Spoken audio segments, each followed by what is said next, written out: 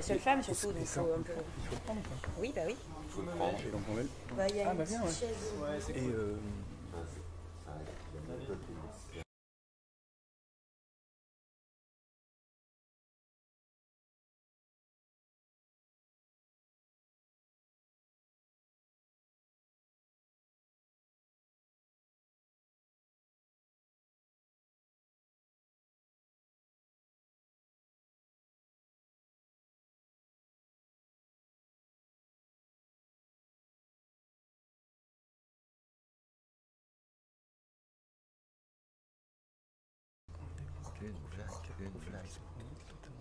Hein?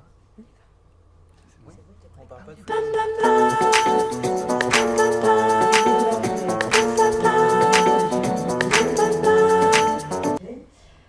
Je suis Lolita Lar, chargée de communication pour le cluster d'entreprise Le Damier, basé à Clermont-Ferrand.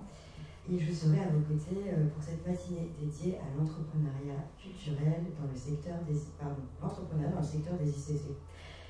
Deux temps de rencontres et de conférences vous seront présentés dans le cadre de l'événement We Are French Touch qui a lieu simultanément à Paris.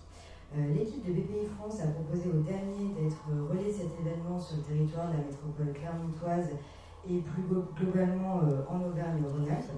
Et c'est avec grand plaisir que nous avons accepté. C'est d'ailleurs pour ça que vous pouvez voir devant vous ces caméras, puisque la rencontre est captée et diffusée dans le métaverse de We Are French Touch.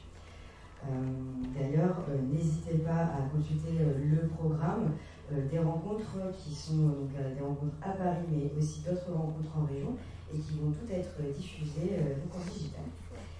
Donc retour sur le programme de la matinée. On commencera sur le territoire clermontois avec la présentation de notre incubateur de projets culturels, créatifs et innovants UBIC. Et puis on va élargir au national avec la diffusion de la masterclass de We Are French Touch intitulée « Changer le monde par ses contenus, réagir face à l'urgence climatique ». Nous allons donc être ensemble pendant une petite heure afin de vous faire découvrir UBIC 3 et son parcours d'incubation. Pour cela, je vais inviter différents intervenants à mes côtés qui vont vous présenter le Damier, la structure qui porte l'incubateur, et puis évidemment UBIC. Puis nous découvrirons ensemble notre nouvelle promotion d'Incubé.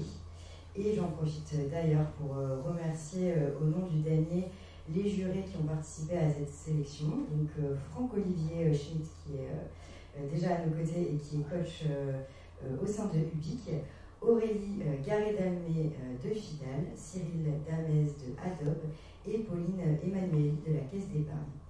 Et enfin, pour conclure cette rencontre, je serai rejointe par Romain Ciseaux, expert création reprise et innovation start-up au Crédit Agricole Centre-France, qui remettra une bourse à l'innovation à deux porteurs de projets de la précédente promotion UBIC. Donc c'est parti pour la présentation de notre incubateur. Comme vous l'avez compris, c'est un projet qui est porté par le cluster d'entreprise culturelle et créative Le Damier. Et pour le présenter, je vais d'abord laisser la parole à son président David Cabal et à sa directrice Nathalie Miel. Bonjour. Bonjour. Donc David, donc l'idée là c'est qu'il nous présente un petit peu le Damier et peut-être en même temps revenir sur quelques chiffres représentatifs du secteur des ICC sur notre territoire, si tu veux. Territoire, on va peut-être commencer par là, on va faire un comparatif avec la France, du coup. Au niveau national, ça représente, les ICC représentent 5% du PIB, c'est 110 milliards d'euros dégagés, ça représente à peu près 7,3% de l'emploi. Si on fait un petit zoom et qu'on revient donc sur la métropole, aujourd'hui on est à 7%, me semble-t-il, en tout cas il y a 7% des entreprises des ICC qui sont représentées sur l'ensemble des entreprises de la métropole. Ça représente environ 620 millions d'euros. Et après, on a quand même des fleurons, en tout cas des structures qui sont connues, reconnues au niveau national, international. On peut citer le Festival du court-métrage, le Festival Europavox, des structures telles que La Coulisse, STS, Biscuit Production ou Riot House par exemple. Si on fait un focus sur le Damier, si on resserre un peu, le Damier, on va finir avec un budget, je crois, de 370 000 euros. Cette année, c'est une équipe de 4 personnes. Et les missions du DAMIer, pour le rappeler, elles sont simples, on a 4 axes. Un premier donc, qui est fédéré, donc c'est rassembler nos adhérents, faire en sorte qu'ils soient en réseau, qu'ils se rencontrent, qu'on rencontre aussi d'autres réseaux, d'autres secteurs. Un deuxième qui est promouvoir, donc c'est le DAMIer met en avant en tout cas un maximum de compétences, enfin toutes les compétences de nos adhérents. Ça passe aussi par des événements, on en a fait un hier, donc le MIMA, pour ceux qui étaient présents, il y a eu 200 personnes, me semble-t-il, 200 participants. Un troisième axe qui est l'innovation, on essaie de mettre en relation, croiser la recherche, les entreprises, la création, en tout cas faire en sorte qu'on soit qu'on innove en tout cas et qu'on trouve de nouvelles façons d'avancer dans le domaine culturel et créatif. Et le quatrième axe, et ensuite je laisserai la parole à Nathalie et à Romain, c'est développer. Et c'est accompagner donc, aussi nos entreprises dans le développement économique, et faire en sorte qu'ils puissent aller de l'avant et augmenter en tout cas leurs activités et être un peu plus présents dans leur secteur. Oui, d'ailleurs, justement, on va parler de ça, donc de l'axe développé. Donc, on a beaucoup de missions d'accompagnement à l'entrepreneuriat culturel et créatif dont fait partie Ubic. Est-ce que Nathalie, tu peux nous en parler un peu, à la fois sur vraiment le lancement de nouveaux projets, donc l'accompagnement à l'entrepreneuriat, mais aussi, comme le disait David, le développement des adhérents du DAMIer? Oui, tout à fait. Bonjour à toutes et tous. En fait, c'est la mission première du DAMIer. Le DAMIer, c'est un outil de développement au service des acteurs des industries culturelles et créatives. Tu ne l'as pas précisé, mais aujourd'hui, le DAMIer, c'est 70 adhérents. Voilà, c'est un vivier de compétences. On rassemble des acteurs de plein de métiers différents, des métiers du spectacle, de la communication, de l'événementiel, de l'audiovisuel, mais aussi des technologies innovantes. Voilà, il y a tout un tas de profils très divers au sein du DAMIer. Et notre fonction, c'est de permettre à ces acteurs de monter en compétences, d'accéder à des services qui vont permettre de développer leur entreprise. Donc ça, c'est la mission historique du DAMIer depuis presque 12 ans maintenant. Cette fonction d'outil au service des entreprises. Et depuis 2019, on a élargi cette mission à destination des entrepreneurs de demain, avec cette idée de faire du DAMIer l'interlocuteur de référence pour tous les entrepreneurs dans le secteur culturel et créatif, qu'ils soient existants ou en devenir. Et c'est en 2019 qu'on a créé une palette de dispositifs avec un objectif très clair qui était de pouvoir apporter une solution à tout entrepreneur culturel et créatif, quel que soit son stade de développement et quelle que soit la nature de son projet, innovant, pas innovant, anté-création ou déjà plus avancé. Donc en 2019, on a mis en place différents dispositifs d'accompagnement à la création de l'activité. Un premier dispositif qui s'appelle Basique et qui, comme son nom l'indique, est très basique. C'est vraiment la porte d'entrée, le guichet d'accueil pour tous les porteurs de projets qui veulent entreprendre dans ce secteur des industries culturelles et créatives, mais qui n'ont pas forcément les clés, qui ont besoin d'être outillés et accompagnés dans le lancement de leur activité. C'est un dispositif donc, qui est piloté par Romain à mes côtés et qui accueille en moyenne 35 porteurs de projets chaque année qui ont besoin d'être orientés vers des dispositifs ou vers des accompagnements très adaptés à leurs besoins. Donc ça, Basique, c'est le premier dispositif qu'on a mis en place dès 2019. En 2019, on a également expérimenté un programme d'accompagnement qui était les prémices du BIC, qui a été un cycle thématique où on a eu envie de tester différents intervenants, différents contenus d'accompagnement qui nous ont permis de construire cet incubateur qui s'est créé en 2020 à une période un peu particulière puisque le premier appel à candidature de UBIC il a été lancé en plein Covid, plein confinement. Voilà, c'était pas forcément une période qui était très propice pour entreprendre dans le secteur culturel et créatif. Et pourtant, on a pu lancer cette expérimentation et depuis accueillir une deuxième promo l'année dernière et une troisième promo qu'on vient tout juste de lancer. Donc voilà, vous l'avez compris, l'idée c'est d'avoir des dispositifs qui s'adressent à tous à tout moment de la vie de l'entreprise culturelle et créative. Et merci déjà pour cette présentation. Et On parlait aussi donc du développement, enfin de l'accompagnement aux adhérents du damier. Depuis quelques mois, le damier a axé une partie de son accompagnement sur l'éco-responsabilité dans les industries culturelles et créatives. Est-ce que tu pourrais nous dire deux mots de cet accompagnement qui a été mis en place pour les adhérents?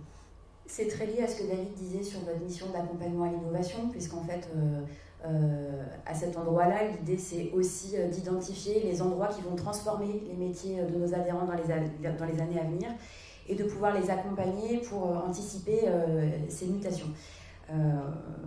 Les sujets de développement durable sont en train de fortement transformer la société et le secteur des industries culturelles et créatives est également touché par ces transformations. Il y a de nouveaux métiers qui apparaissent, des activités qui ralentissent et c'est pour accompagner ça qu'on s'est positionné fortement depuis le début de l'année sur les sujets de développement durable via différents temps de rencontres, de formation, mais surtout un accompagnement plus poussé de 10 entreprises qui bénéficient d'un accompagnement à la RSE. Donc l'objectif c'est de définir une stratégie, de développer des outils de suivi et d'évaluation de leur démarche RSE. Donc c'est 10 entreprises qui bénéficient de ça et nous, le damier, on s'est également inscrit dans cet accompagnement pour s'appliquer à nous-mêmes en fait ce travail-là qui, on le pressent, va beaucoup transformer les accompagnements qu'on va proposer dans les années à venir. Et d'ailleurs, c'est aussi une notion qu'on retrouve dans l'incubateur UBIC, on va en parler juste après. Et donc, à vos côtés, Nathalie et David, Franck-Olivier Schmitt, donc, qui est expert en accompagnement de projets culturels et qui est coach UBIC, ainsi que Romain Barre, donc chargé d'accompagnement des entreprises au damier. Donc Romain, toi tu es en charge de l'incubateur et tu accompagnes quotidiennement les incubés pendant leur parcours. Donc est-ce que, pour commencer à présenter UBIC, tu pourrais nous parler du parcours d'incubation? Oui, comme tu le disais, donc je suis en charge de l'ensemble de l'organisation, de la programmation, etc. Et je suis en duo avec Franck-Olivier, on va en reparler, un peu au quotidien, nos quatre incubés de cette année.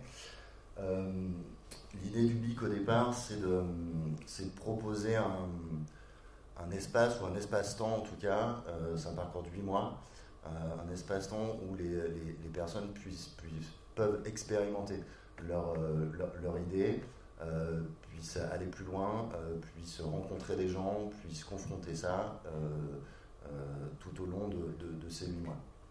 C'est aussi un parcours apprenant parce qu'il y a aussi beaucoup d'intervenants extérieurs qui viennent sur des sujets, je le détaillerai un peu tout à l'heure, et qui permettent aussi de faire monter en compétences sur tous les sujets qui sont assez nombreux de ces futurs chefs d'entreprise, parce qu'il va falloir qu'ils maîtrisent un certain nombre d'aspects au-delà de leur propre métier. Et donc on a globalement dessiné le parcours autour de plusieurs axes.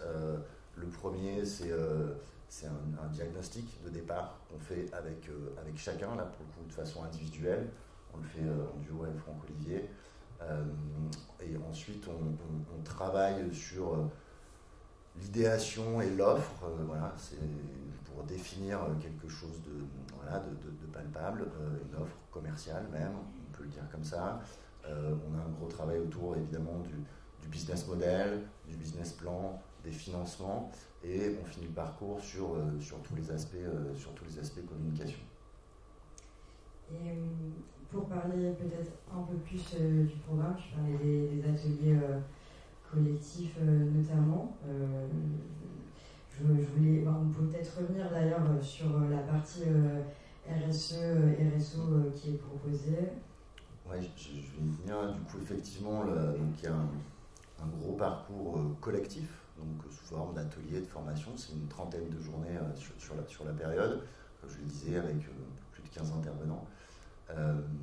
Et il y a aussi un accompagnement individuel, mais Franck-Olivier en reparlera, qui est d'ailleurs un peu poussé cette année par rapport un peu consolidé par rapport aux années précédentes. Mais il y a aussi beaucoup de la mise en réseau. Ça, c'est assez important parce qu'en fait, le fait que l'incubateur soit porté par un cluster d'entreprises, ça a tout son sens par rapport à ça aussi. Comme le disait Nathalie, c'est 70 adhérents aujourd'hui, c'est une chaîne de compétences assez large et un réseau vraiment très important. Et du coup, nous, on considère les incubés comme nos adhérents pendant l'année d'incubation, en fait. Et du coup, ils bénéficient aussi de l'émulation, ils bénéficient aussi du réseau, etc. Et donc, sur les aspects RSE, effectivement, donc c'est très lié à ce qu'on met en place plus globalement au niveau du damier. Et donc, naturellement, c'est quelque chose qu'on a intégré dans le parcours de cette troisième promo. On a d'ailleurs déjà une première journée de sensibilisation autour de ces questions-là, donc la semaine prochaine. Et dans l'idée, ça nous semblait aussi intéressant de planter ces graines-là et d'avoir ces réflexions-là aussi bien au niveau de la sensibilisation, mais aussi au niveau du business model, quoi. Quel impact au niveau du business model dès le début des projets. Parce que voilà, c'est les entrepreneurs de demain, et du coup, voilà, s'ils ont aussi cette conscience ou cette connaissance même des enjeux, à la fois sociétaux, environnementaux, etc., ça nous semble hyper important. Et donc, tu parlais de diagnostic individuel. Franck Olivier, donc, on disait que tu es coach UBIC depuis le début de l'incubation maintenant, donc depuis 3 ans. Est-ce que tu pourrais nous expliquer comment fonctionne ton rôle? Qu'est-ce que tu fais au quotidien aux côtés des incubés? Oui, bonjour.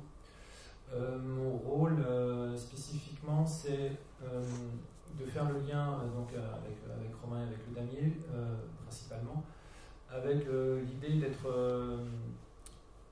faire un petit peu ce pas de côté aussi par rapport au damier, comme moi je suis un intervenant extérieur, d'accompagner les gens pour être sûr, c'est un peu l'endroit vers lequel on essaye d'aller le plus possible, être sûr qu'ils ont vraiment bien intégré les apports qu'on leur donne, qui sont aussi des apports théoriques. Moi, ce qui me semble très important, c'est la question de la posture entrepreneuriale, parce que évidemment, on apprend des choses, chacun a ses connaissances un peu différentes.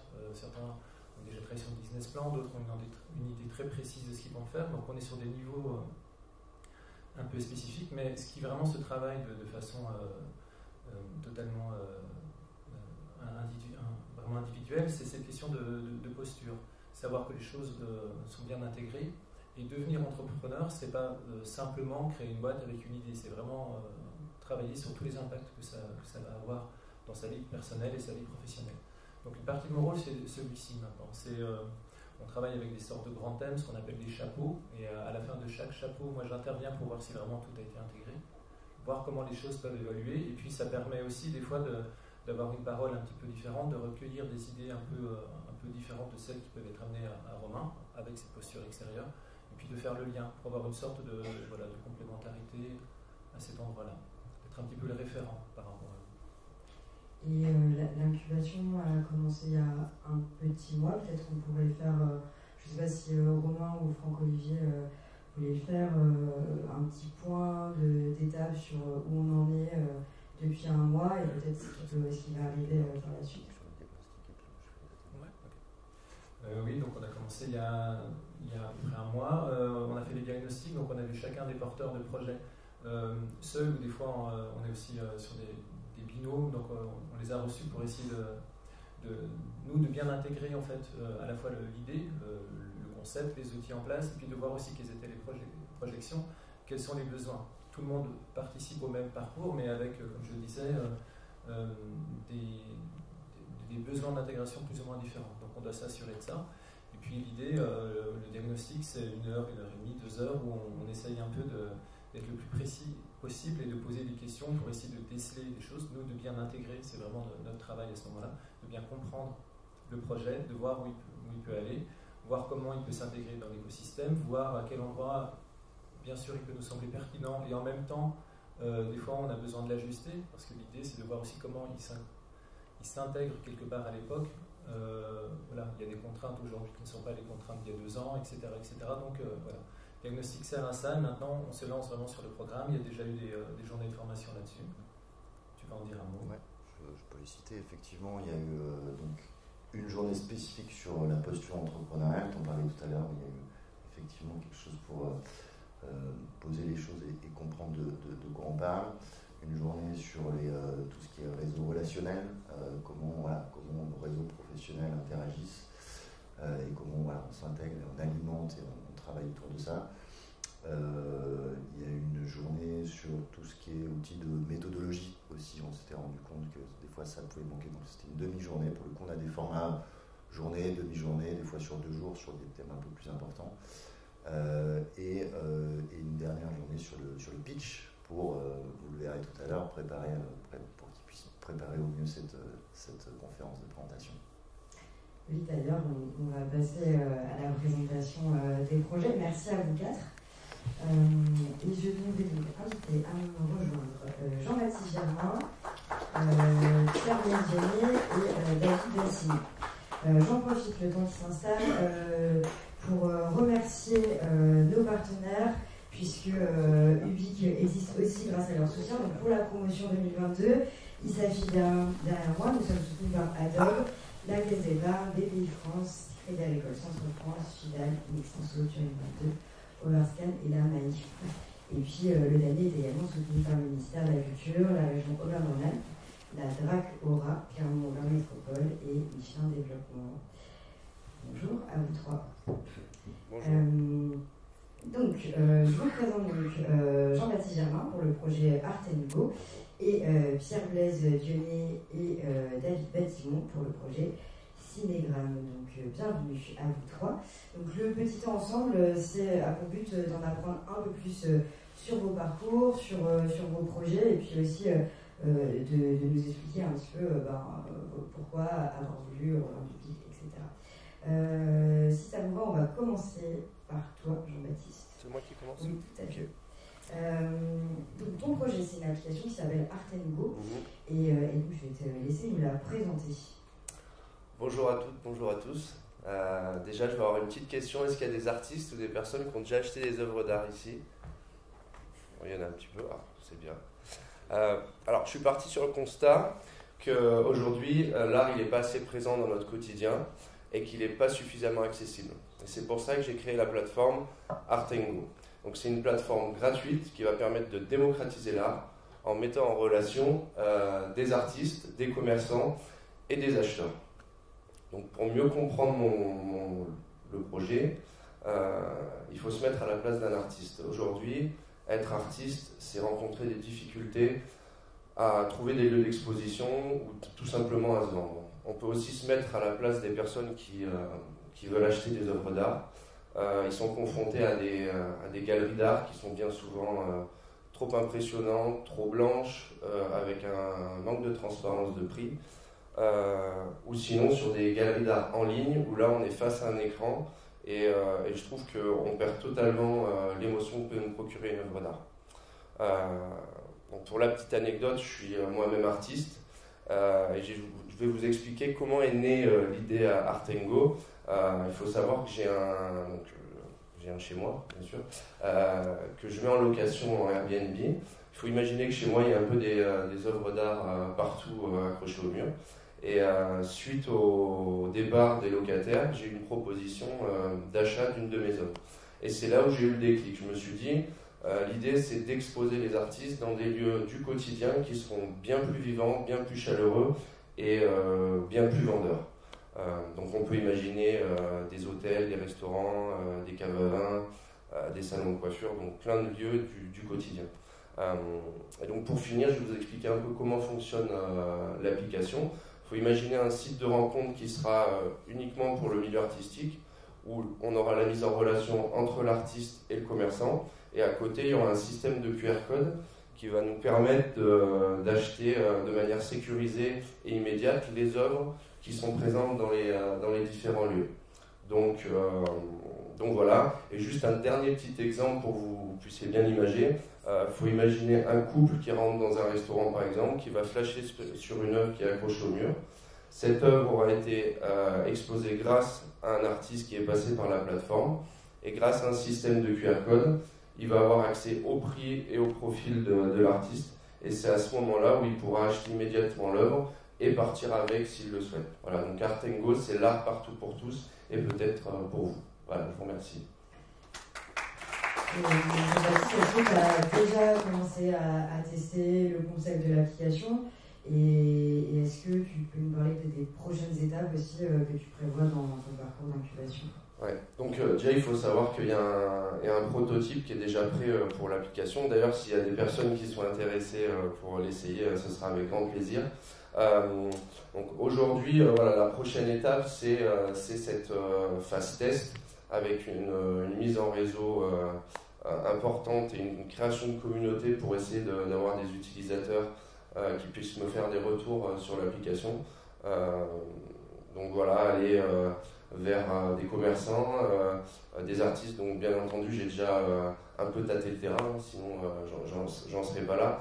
Mais voilà, l'idée c'est vraiment une création de réseau en utilisant les réseaux sociaux, mais aussi aller frapper aux différentes portes, faire du porte-à-porte pour me créer un réseau le plus important possible pour qu'au jour du lancement de l'application, il y ait déjà de la vie sur la plateforme. Merci beaucoup Jean-Baptiste. Merci. On va passer maintenant donc, à Pierre-Blaise et David. Donc, votre projet s'appelle Cinégramme, si je le prononce bien. C'est ça. Donc c'est une nouvelle méthode d'apprentissage de la musique. Et je ne sais pas qui de vous deux veut la présenter, mais en tout cas, je vous laisse prendre la parole. Bonjour à tous. Donc nous, on travaille sur une nouvelle méthode d'apprentissage de la musique qui est basée sur la représentation mathématique de la musique. C'est une représentation logique. Donc ciné, ça veut dire ensemble. La synesthésie, je ne sais pas si vous savez ce que c'est. C'est, dans notre cas, c'est le fait de voir la musique en fait. Donc on a développé un langage complet autour de cette approche qui se matérialise par des formes.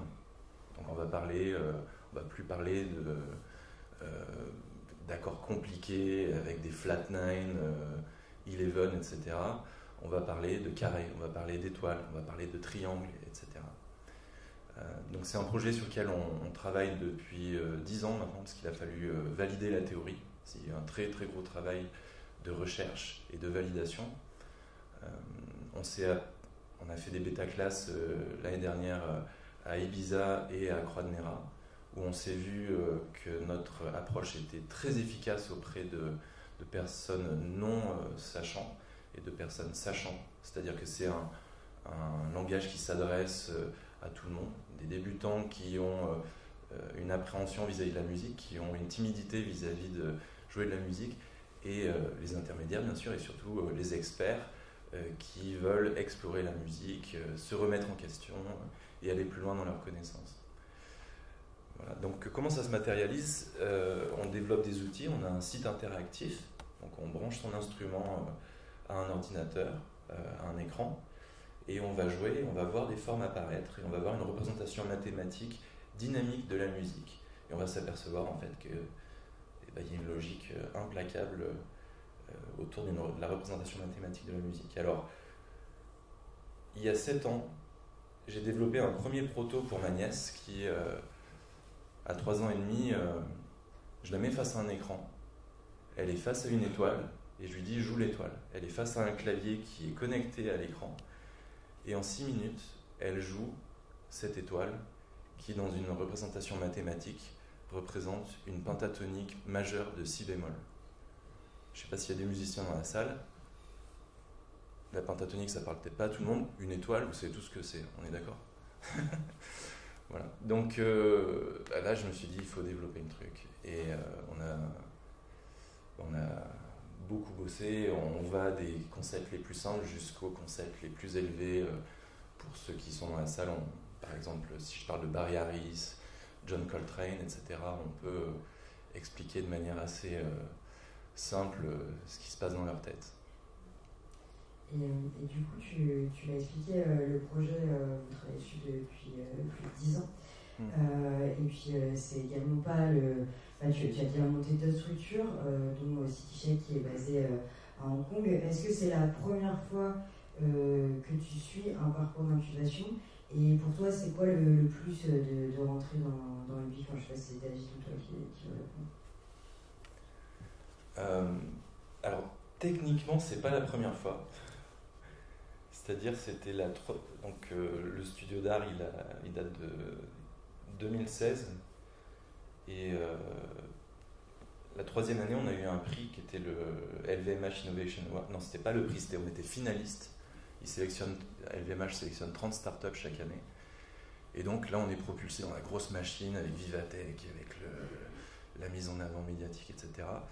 Et on aurait dû aller à Station F. Et ça s'est pas fait pour des questions techniques parce qu'il fallait déménager, etc. On n'avait pas aussi forcément besoin de certains services. Et donc, voilà. Par contre, là, donc, je considère que le UBIC, c'est vraiment la première fois, en fait. Et pourquoi déjà, on est nouveau en France. Il y a un aspect technique qu'on ne maîtrise pas en France, les subventions, les réseaux, les choses comme ça. Et puis, c'est très intéressant d'avoir des experts qui viennent donner un avis sur ce que l'on fait.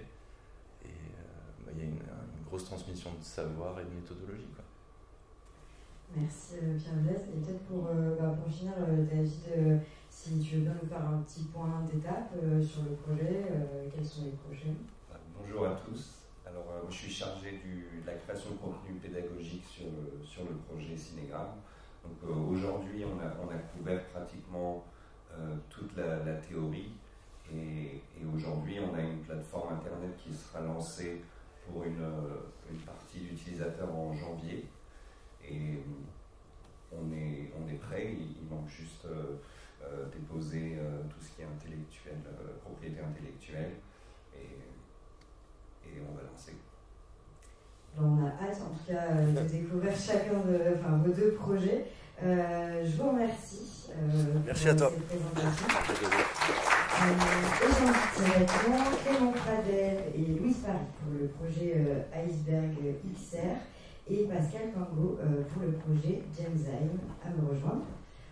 J'en profite aussi pour vous dire que si vous voulez suivre l'évolution des projets, on fera des points d'étape à la fois sur le site du Damier, mais aussi sur nos réseaux sociaux. Donc n'hésitez pas à venir nous suivre. Bonjour à vous trois. Donc Clément et Louise, on va commencer par vous. Iceberg XR, c'est un projet de technologie immersive au service du patrimoine. Est-ce que vous pouvez nous en dire un peu plus? Comment il prend forme? Quels sont les services qui vont être proposés? Oui, bien sûr. Bonjour à toutes et tous. Le patrimoine français est un des patrimoines les plus riches au monde, et aujourd'hui il est reconnu que la digitalisation, la numérisation de ce patrimoine est un véritable enjeu pour pouvoir le développer et le préserver.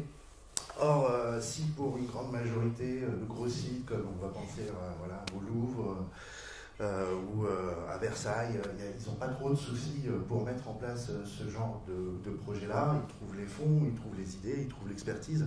Pour une grande majorité des autres acteurs du patrimoine, notamment hors Île-de-France, etc., ça reste beaucoup plus difficile. L'idée étant que Iceberg se propose du coup d'aider ces acteurs-là du coup à développer leur audience, mais avec des solutions immersives du coup accessibles et inclusives. Donc ça c'est important. Notre proposition, elle part d'un constat qui est simple, c'est que pour ces acteurs du patrimoine-là, ils rencontrent différentes difficultés pour mener à bien ce genre de projet. Ça va être le manque de temps, le manque de moyens humains, souvent le manque de financement, parce que c'est souvent des projets chers, le manque d'accessibilité sur leur site. Enfin, ils rencontrent tout un tas comme ça d'épreuves qui les empêchent finalement de mettre en place ce genre de projet. Et donc, nous, l'équipe d'Iceberg XR qui a une particularité, c'est qu'elle est un peu rodée aussi aux usages finalement du numérique pour tous, et particulièrement des réalités mixtes.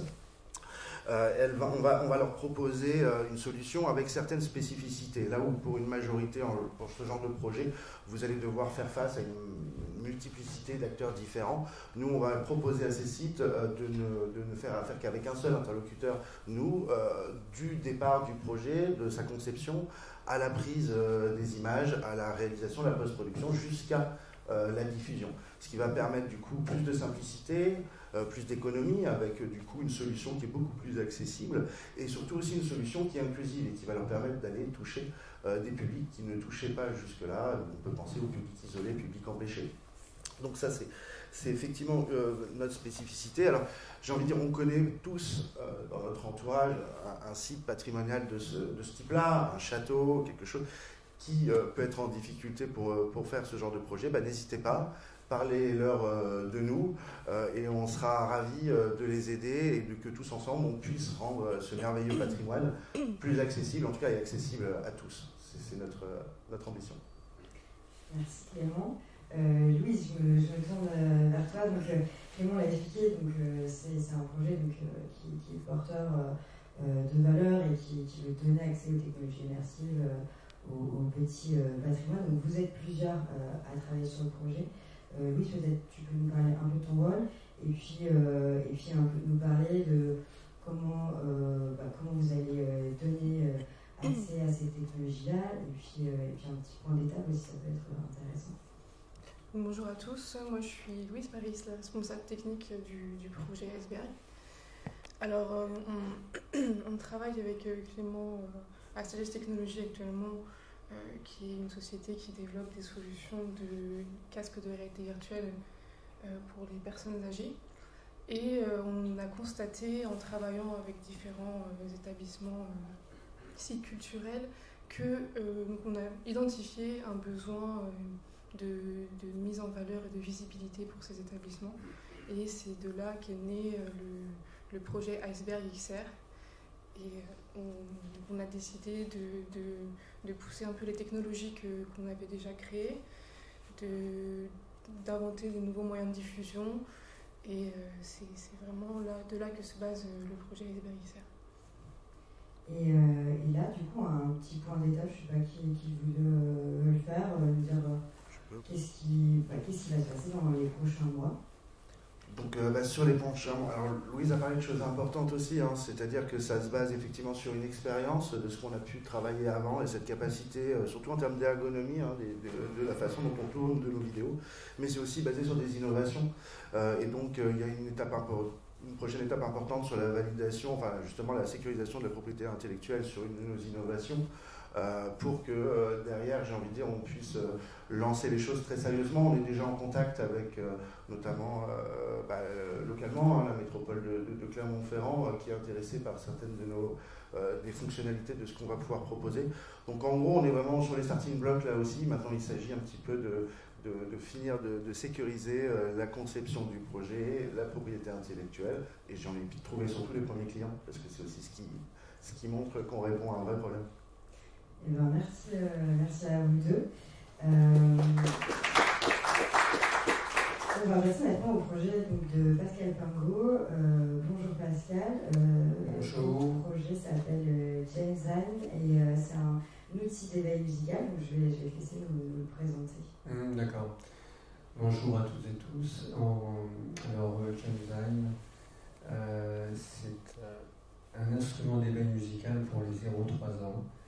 Et tout a commencé en fin de compte en 2018, soir de Noël à la maison, où un enfant avait reçu un tambourin avec une baguette. Et donc jusque-là, pas de problème. Et 5 minutes après, il cherchait la baguette. Donc ça m'a inspiré pour concevoir et donc faire le croquis, concevoir un premier prototype afin de le tester. Et parce que je me suis rendu compte que les instruments, j'ai vu que mes concurrents directs, les instruments d'éveil étaient peu pédagogiques et présentaient souvent pour ce public un aspect trop mobile. Donc la société Percukit qui est dans la conception et la commercialisation d'instruments d'éveil musical pour le nom de Gemsheim, va concevoir justement ce type d'instrument. Donc je l'ai testé, donc c'est un instrument. Alors est-ce que tout le monde aime les chiens, hein, parce que ça ressemble à un chien, un canidé. Alors c'est suggéré au départ, hein. Là je vais travailler avec des ergonomes, des étudiants ergonomes pour pouvoir justement étudier dans toute sa totalité le produit, afin de voir un bureau d'études, le hall 32, pour pouvoir déjà faire des prototypes fonctionnels. Donc l'objectif c'est simple, hein. Alors j'ai testé mon premier prototype une quinzaine de fois, il est séduit par l'objet, donc c'est ergonomique, il s'assoit dessus, et à la place de la tête vous avez un tambour, hein, donc c'est partie de la catégorie des membranophones. Et c'est très simple, alors il faut toujours verbaliser pour ce type de public, mais en général, même en non-verbal, ça va très vite. L'objectif, c'est de créer de l'interaction parent-enfant. C'est aussi fait pour que quand les parents sont occupés, afin que l'enfant soit autonome avec son objet. Il va se fondre dans tous les décorums, et donc à partir de ce moment-là, donc interaction, il y aura aussi des points sur le développement de la motricité de l'enfant. Voilà. Surtout, je tiens à le dire, pour moi, c'est s'amuser tout en travaillant. J'ai constaté que les enfants étaient demandeurs d'informations. Et donc, avec bien sûr une pédagogie adaptée, on peut faire en sorte que l'enfant s'amuse et construise des rythmes, puisque là, on parle de base de la musique. Et donc, on parle de rythme, bien sûr, dans le classique, on commence par le rythme et après, on fait de l'harmonie. Voilà. Merci Pascal. Donc, tu nous as parlé des prochaines étapes qui vont arriver, etc. Est-ce que juste pour finir rapidement, on peut parler de ton entrée dans l'incubateur Ubique? Qu'est-ce que tu viens chercher en rentrant dans l'incubateur? En fin de compte, je viens chercher, il me faut prendre en maturité, même si ça fait déjà depuis un certain temps que j'y travaille. Du coaching, puisque actuellement je suis seul, mais bon, mon objectif c'est de vendre mon projet et de rentrer en partenariat, ou aussi d'avoir un associé, financier ou non, mais afin de compléter cette aventure. D'accord, donc il y a sans doute en face de moi, demain ou après-demain, quelqu'un que je rencontrerai pour justement compléter nos compétences, quoi. Et donc oui, du coaching, de développer mon réseau aussi, prendre de l'expérience par rapport à ça, de la planification, de la structuration. Voilà. Ok, très bien. Et en tout cas, on vous souhaite à tous les trois de la réussite dans vos projets. Merci beaucoup pour cette présentation. Et pour finir, je vous laisse vous rejoindre vos places. Et donc pour finir cette présentation, on va revenir sur la deuxième promotion. Donc le Crédit Agricole Centre France, qui est partenaire de UBIC depuis 3 ans, a attribué une nouvelle fois une bourse à innovation à 2 de nos porteurs de projet, Maxime Bernier et Diego Brown. Donc je demanderai à nos 2 amis de nous rejoindre et également à Romain Ciseaux.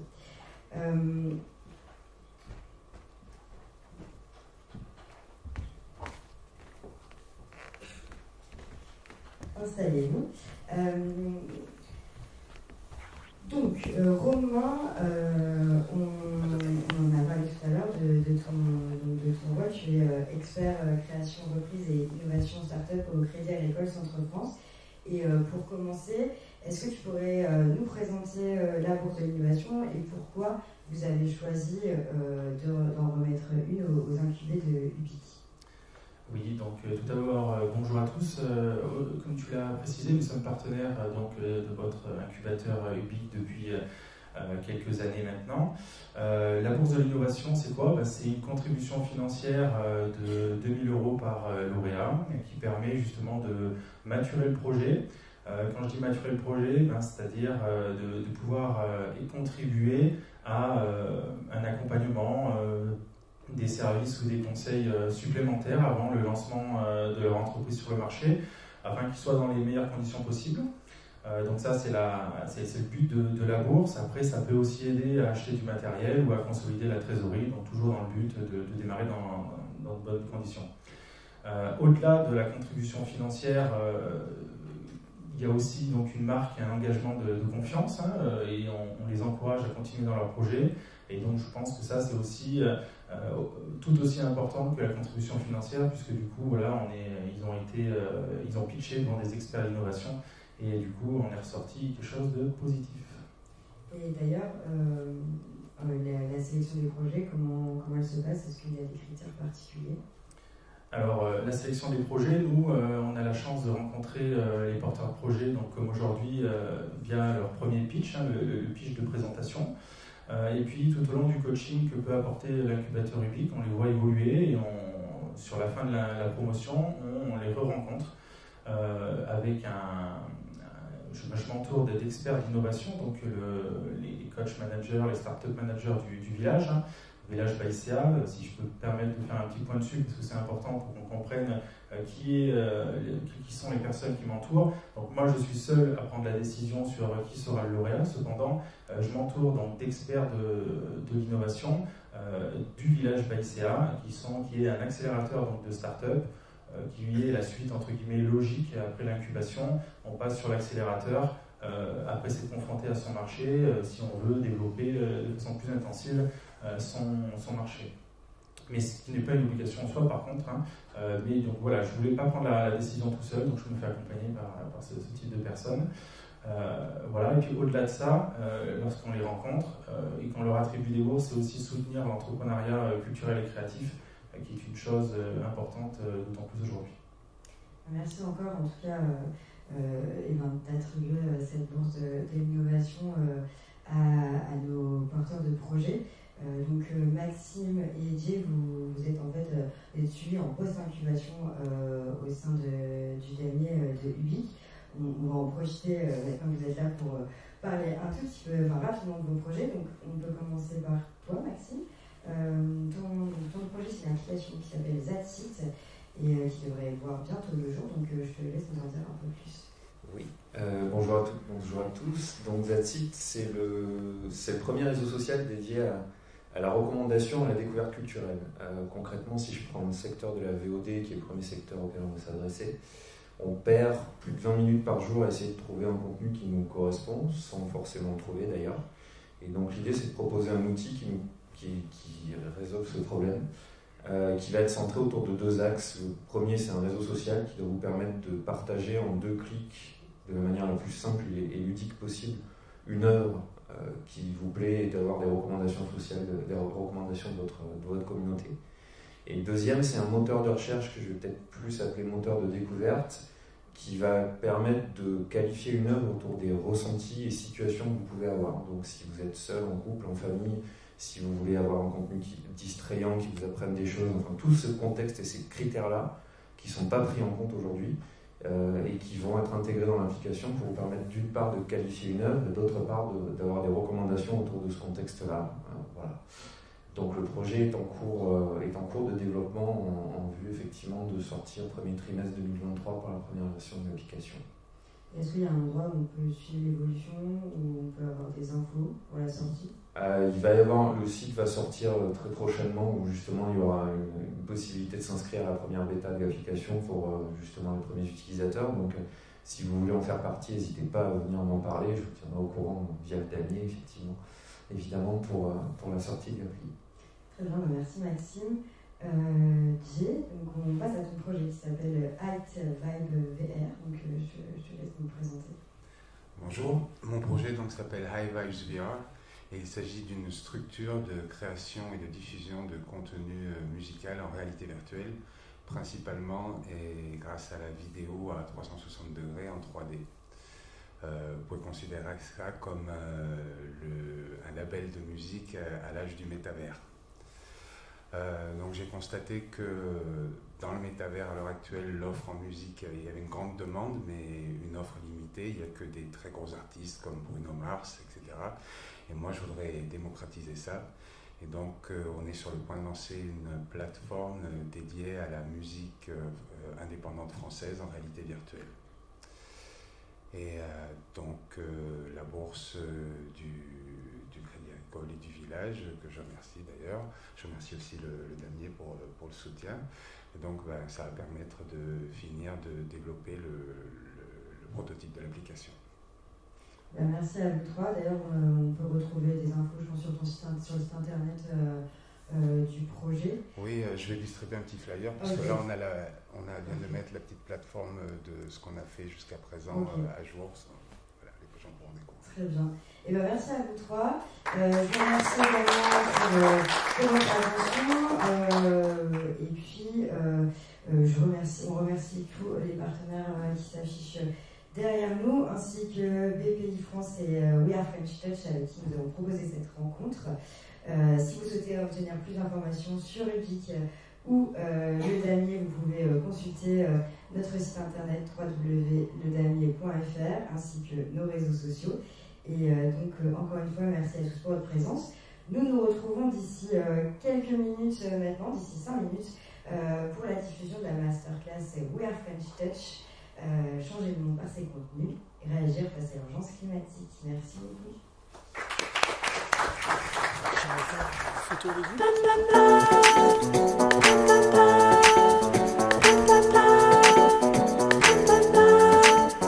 French Touch.